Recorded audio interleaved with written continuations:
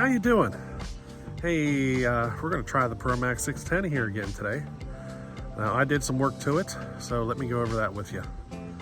I tore the carb apart, the fuel system, everything. Filter is replaced, fuel line's not replaced, it's still the original fuel line.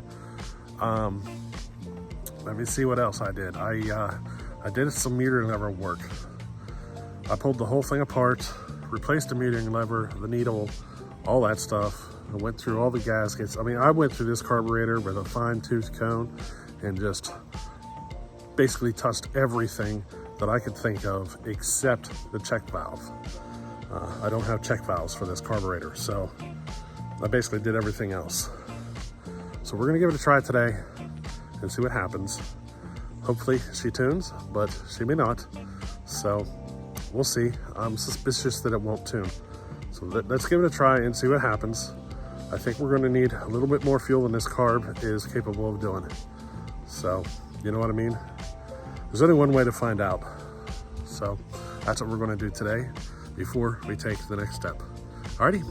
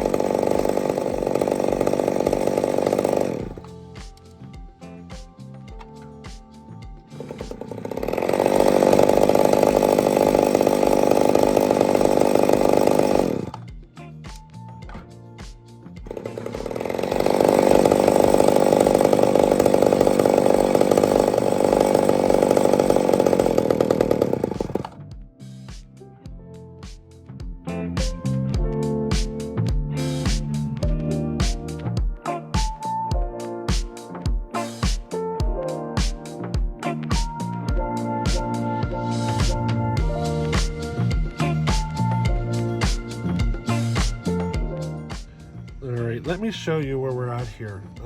Now, I did a bunch of work to the carb, metering lever, all sorts of stuff, even the fuel filter, everything.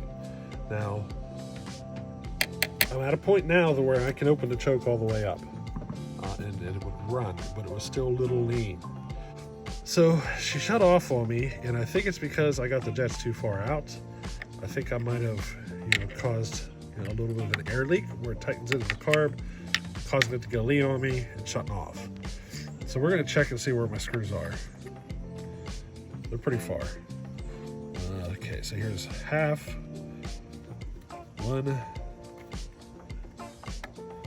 half, 2.5,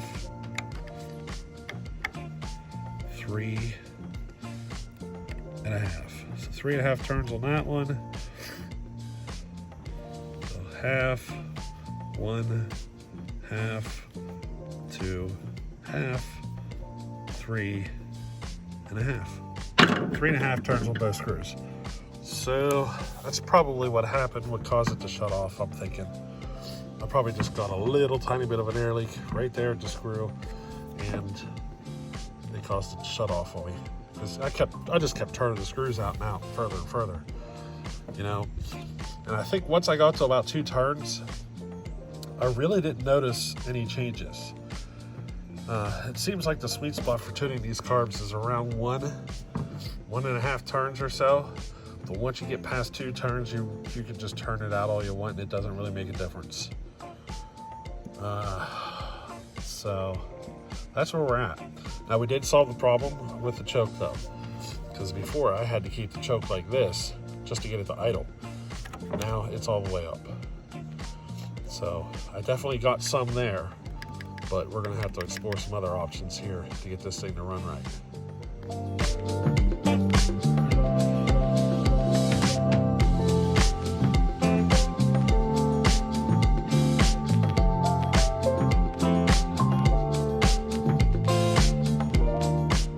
All right, so I'm pretty certain we've exceeded the capabilities of this carb.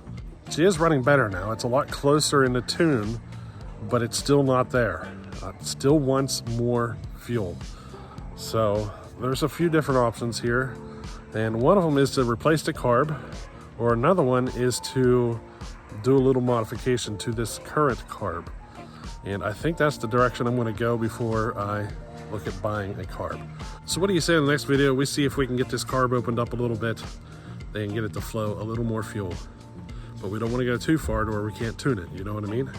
So I think that's the direction we're gonna go. She's getting closer. It is getting closer, so, So I wasn't expecting this saw to want this much fuel, but it is. Now, I can already tell you, she feels a little sluggish, and I'm pretty certain that's because I forgot to adjust the intake timing. So, we'll probably look at taking care of that here in the future. But for now, let's see if we can get this thing to run and, make some cuts before we get into that. So, alrighty, hey, we'll catch you on the next one. Later.